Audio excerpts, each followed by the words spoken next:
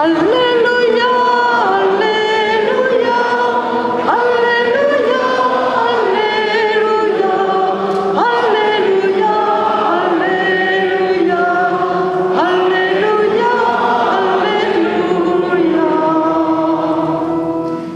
Voici qu'il vient sans tarder, le Seigneur. Il apporte avec lui le salaire pour donner à chacun selon ce qu'il aura fait. Alléluia, Alléluia, Alléluia, Alléluia, Alléluia, Alléluia, Alléluia. Le Seigneur soit avec vous.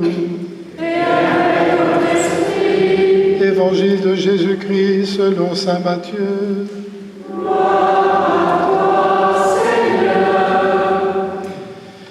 Jésus parlait à ses disciples de sa venue. Il disait cette parabole. Un homme qui partait en voyage appela ses serviteurs et leur confia ses biens. À l'un, il donna une somme de 5 talents, à un autre 2 talents, au troisième un seul, à chacun selon ses capacités. Puis il partit. Aussitôt, celui qui avait reçu 5 talents s'occupa de les faire valoir, en gagna 5 autres. De même, celui qui avait reçu 2 talents en gagna 2 autres. Mais celui qui n'en avait reçu qu'un creusa la terre et enfuit l'argent de son maître. Longtemps après, leur maître revient et leur demande des comptes. Celui qui avait reçu les 5 talents s'avança en apportant 5 autres talents et dit « Seigneur, tu m'as confié 5 talents, voilà, j'en ai gagné 5 autres. » Très bien, bon et fidèle serviteur. Tu as été fidèle pour peu de choses, je t'en confierai beaucoup. Entre dans la joie de ton maître.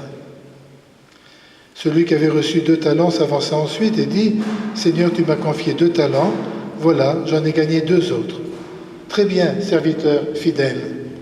Tu as été fidèle pour peu de choses, je t'en confierai beaucoup. Entre dans la joie de ton maître. Celui qui avait reçu un seul talent s'avança ensuite et dit « Seigneur, je savais que tu es un homme dur. Tu moissonnes là où tu n'as pas semé, tu ramasses là où tu n'as pas répandu le grain. J'ai eu peur et je suis allé enfouir ton talent dans la terre. Le voici, tu as ce qui t'appartient. » Son maître lui répliqua « Serviteur mauvais et paresseux, tu savais que je moissonne là où je n'ai pas semé, que je ramasse le grain là où je ne l'ai pas répandu.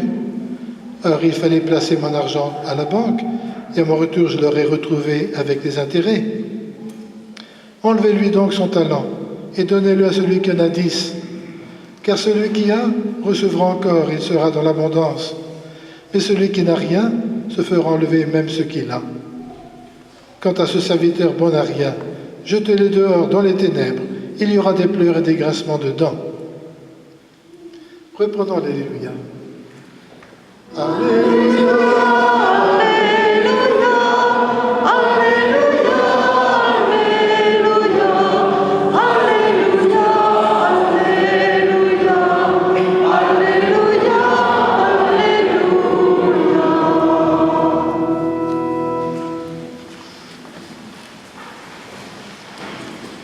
Chers amis, vous connaissez cette expression, faire fructifier ses talents. Ça vient de l'Évangile. Et les talents, nous en avons tous. Il y a ceux qui sont bricoleurs parmi nous. Il y a ceux qui savent faire la cuisine. Il y a ceux qui aiment la musique. Ne serait-ce que savoir faire un sourire. Ce sont des talents, tout ça. Et ça rejoint la première lecture, vous avez entendu, la femme vaillante, plus précieuse qu'une perle. On fera l'éloge de son activité dans la maison.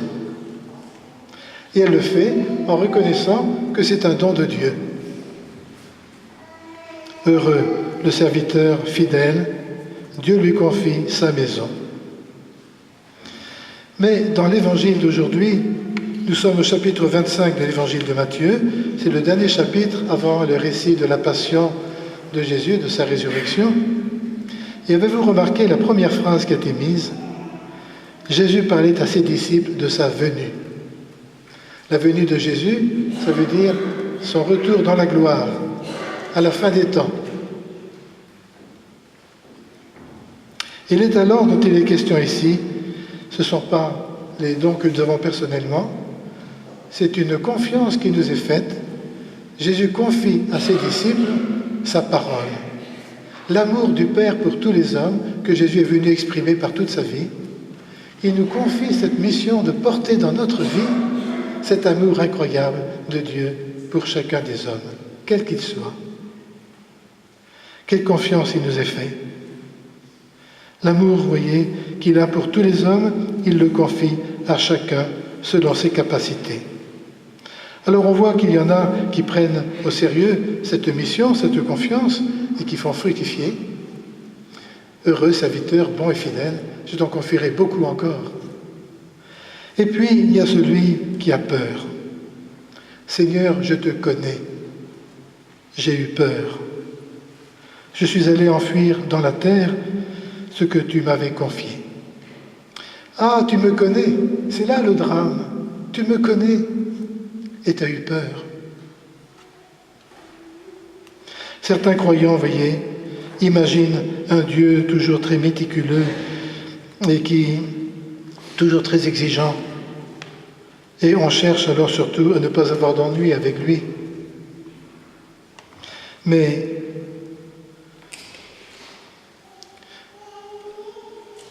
on cherche uniquement ce qui est obligatoire, ce qui est juste, pour ne pas avoir d'ennui.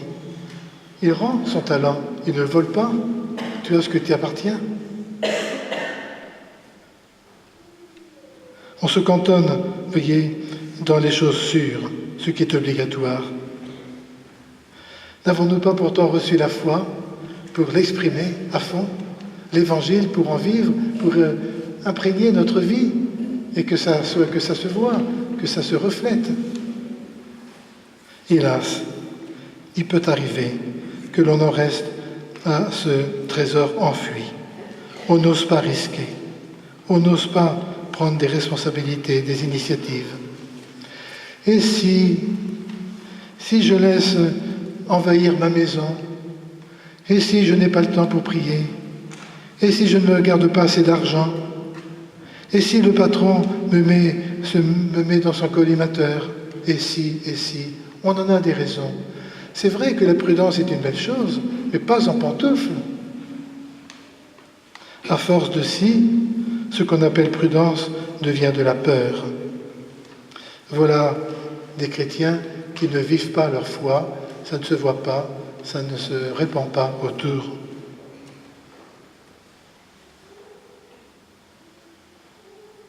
Je pense à chacun d'entre nous, vous savez, dans l'immeuble où on habite, dans le lieu de travail, dans la cité. La foi doit être radioactive, elle doit surprendre, est attrayante. Je pense, peut-être que je l'ai déjà dit une fois, c'était à Dreux, ça. Vous savez qu'à Dreux, le quart de la population relève de l'islam. Donc j'avais fait venir Fariba Delka, qui est une personne qui travaille au CNRS à Paris, et qui avait écrit un livre très intéressant, La Révolution sous le voile. C'était à l'époque où on se posait la question de faire ou pas faire des lois sur le voile. Alors il y a une chrétienne, pratiquante, qui sort de la rue, qui dit « Mais alors vous voulez nous convertir à l'islam ?» Mais non, madame, mais aimer les gens, c'est les aimer dans ce qu'ils sont, connaître ce qu'ils vivent, et leur religion. On ne peut pas vivre à côté d'eux, ignorant.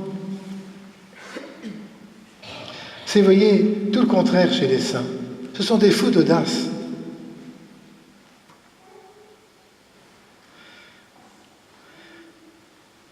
Je pense à un homme qui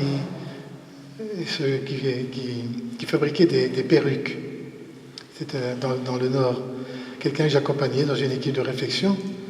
Et il s'était rendu compte, en réfléchissant avec d'autres chrétiens, que c'était pas normal d'acheter le cheveu le moins cher possible en Inde ou en Chine, et puis de revendre la perruque le plus cher possible, ce qui est la loi du marché. Mais comment faire? Il y avait 7 concurrents. Il a mis 10 ans, je l'ai accompagné pendant 10 ans. 10 ans à retrouver ses concurrents à travers des occasions de salons ou d'autres choses, pour leur partager ce qui l'inquiétait. Ils sont arrivés ensemble à faire un syndicat de marché, c'est-à-dire acheter le cheveu plus cher et à revendre la perruque après, la concurrence jouant, mais après l'achat du cheveu.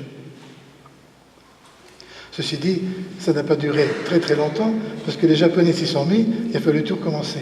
Mais ça, c'est la vie humaine, c'est jamais définitif, c'est toujours à reprendre. Mais voilà, la sainteté c'est ça, c'est l'audace d'essayer de faire quelque chose qui soit plus humain, plus juste, plus en accord avec l'amour des autres. Nous allons baptiser une petite Jeanne.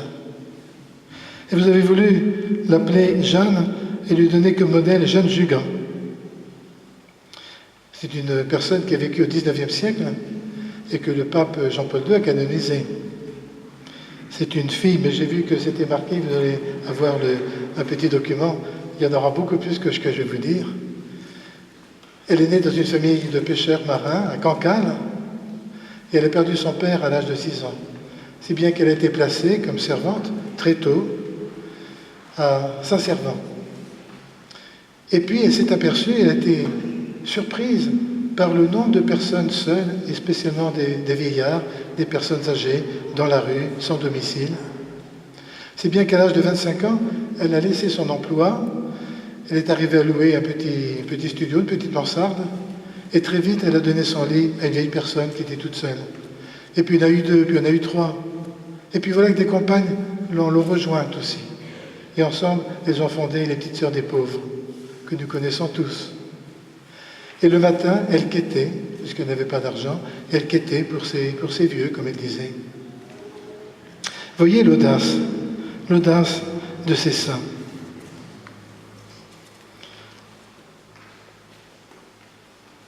Jeanne a vécu avec beaucoup d'abnégation dans sa vie. Mais elle savait que ce n'était pas son œuvre, c'était l'œuvre de Dieu. Elle faisait fructifier ce qu'on lui avait donné. C'est important cela, de ne pas en faire son affaire. Ses talents qui lui furent confiés, il les a fait fructifier.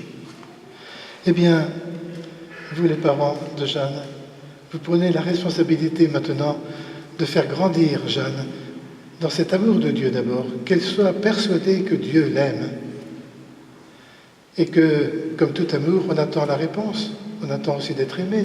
Dieu attend bien qu'on l'aime et que on partage sa passion pour les hommes, puisqu'il a voulu que nous soyons tous à son image. Voilà votre travail de parents, à travers la vie ordinaire, la vie de tous les jours. Dans l'éducation, quelquefois il faut sévir aussi, mais toujours en pensant qu'il faut que Jeanne découvre l'amour que Dieu lui porte et qu'il attend son amour, sa réponse. Et puis aujourd'hui, c'est aussi la journée du secours catholique. Il y aura la quête à la fin de la messe pour soutenir le secours catholique. Chers amis, il y a beaucoup de chrétiens dans beaucoup d'associations caritatives qui existent dans le monde, et c'est tant mieux. Mais c'est aussi important qu'il y ait institutionnellement une association qui reflète l'identité chrétienne. On ne peut pas, nous chrétiens, vivre dans l'aisance tant que nous savons qu'il y en a qui sont dans le besoin. Et donc, voilà, le secours catholique représente cette image que nous portons tous. Il ne faut pas seulement se décharger sur le secours catholique.